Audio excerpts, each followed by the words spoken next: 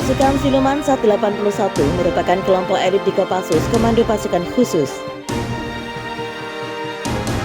Pasukan yang sebelumnya dikenal dengan nama Satuan Penanggulangan Teror atau Satgultor 81 ini digagas oleh Benny Mordani pada tahun 1981 yang saat itu menjabat sebagai Kepala Badan Intelijen Strategis Bais ABRI.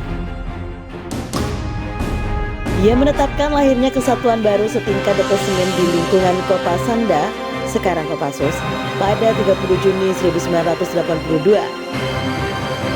Yang diberi nama Satuan Anti Teror Detesemen 81 Kopasanda dan 81 yang menjadi satuan anti teror pertama di Indonesia. Saat itu Luhut Binsar Panjaitan ditunjuk sebagai komandan dengan wakil Prabowo Subianto. Keduanya lalu dikirim untuk menjalani pendidikan spesialis penanggulangan teror ke Jerman di bawah Grenzschutzgruppe 9 GSC 9.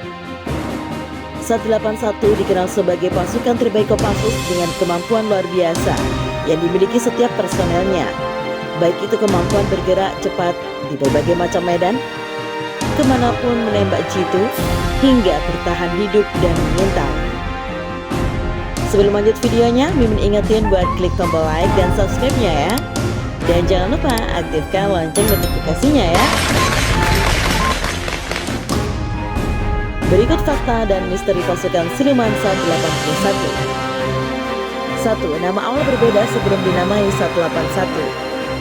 Pasukan ini disebut dengan 181 Gultor dengan kata kunci strategis terpilih. Satgultor merupakan satuan Kopassus yang setingkat dengan grup dipilih dari berupa prajurit terbaik di TNI. Hanya objek atau kasus tertentu yang ditangani satuan ini sejalan dengan kata kuncinya. Namun beberapa tahun ini kualifikasi yang dimiliki 181 lebih dari penanggulangan teror. Ini pula yang menjadi penyebab dihilangkannya kata Gultor dari kesatuan. Menunjukkan misalnya bisa menjalankan misi lebih luas. Kesatuan ini bernama awal dan 81 yang kemudian dimekarkan menjadi grup 5 anti teror pada periode 1995 sampai 2001. Setelah itu terjadi perubahan organisasi dari grup 5 anti teror menjadi 181 Gultor hingga kini menjadi 181. 2. Misi misterius seperti pasukan elit lainnya. Informasi mengenai kekuatan sesungguhnya 181 tidak diketahui pasti. Data jumlah personel hingga jenis senjata yang digunakan tidak disebar untuk konsumsi publik. Berdasarkan berbagai laporan, anggota keluarga personel 181 kerap ditinggal tanpa diberitahu kemana dan untuk misi apa mereka pergi. Operasi ini harus Bukan hanya itu, terkadang para prajurit juga tidak tahu jenis dan lokasi misi tempur sampai berada di medan.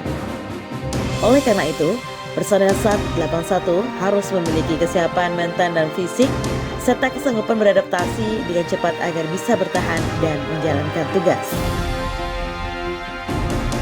3. Membantu penanganan kasus terorisme.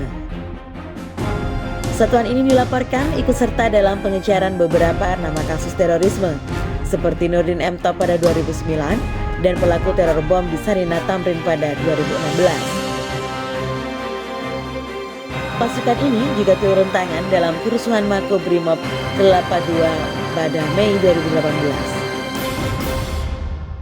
Meski kepolisian memiliki satuan anti teror sendiri yakni Detesemen Khusus Anti Teror 88 atau Densus 88, 181 juga kerap dilibatkan dalam penanganan kasus terorisme jika ada ancaman bersifat kompleks dan rumit.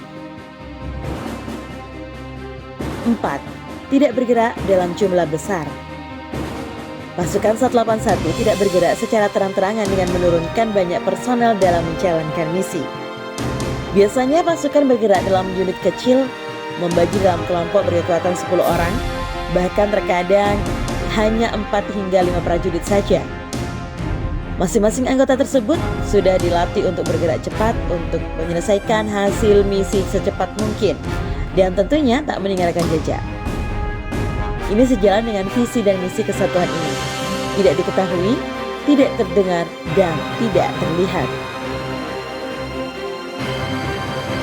Semoga video ini bermanfaat buat kalian semua ya. Kalau kalian suka dengan video ini, jangan lupa klik like. Dan kalau belum subscribe, Mimin ingetin buat subscribe ya. Sampai jumpa di video selanjutnya.